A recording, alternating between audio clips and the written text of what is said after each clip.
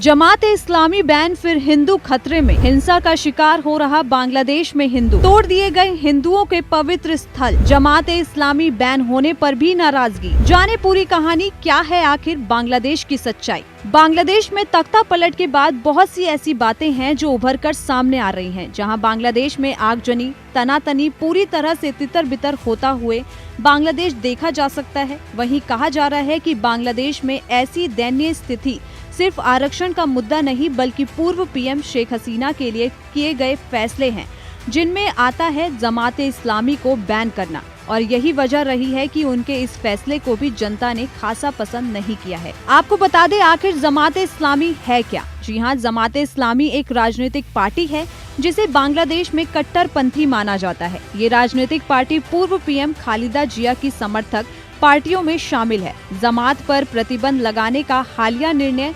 1972 में राजनीतिक उद्देश्यों के लिए धर्म का दुरुपयोग के लिए प्रारंभिक प्रतिबंध के 50 साल बाद लिया गया है। जमाते इस्लामी की स्थापना 1941 में ब्रिटिश शासन के तहत अविभाजित भारत में हुई थी। 2018 में बांग्लादेश हाईकोर्ट के फैसले का पालन करते हुए चुनाव आयोग ने जमात का पंजीकरण रद्द कर दिया था। इसके बाद जमात चुनाव लड़ने से अयोग्य हो गई थी।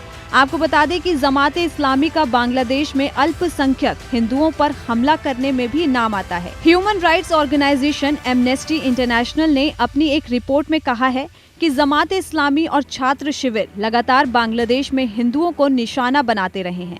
और अब जब वो एक बार फिर बांग्लादेश में हिंसा भड़की है तो कई जगहों पर फिर से हिंदुओं के साथ मारपीट, उनके मंदिरों को तोड़ने जैसी खबर सामने आ रही है, जो एक भारत के लिए चिंताजनक विषय है कि आखिर वहां रह रहे हिंदुओं को अब कैसे सुरक्षित भारत लाया जाएगा।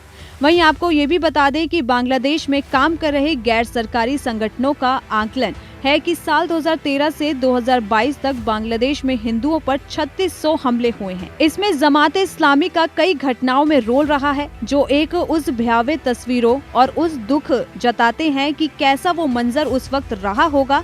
लेकिन एक बार फिर वहां हिंदुओं की सुरक्षा पर सवाल खड़े हो रहे हैं, क्योंकि वर्तमान समय में जो हालत वहां पे बनी हुई है वो कई सवाल खड़े कर रहे हैं। अब देखना होगा कि आखिर क्या परत खुलकर सामने आएगी।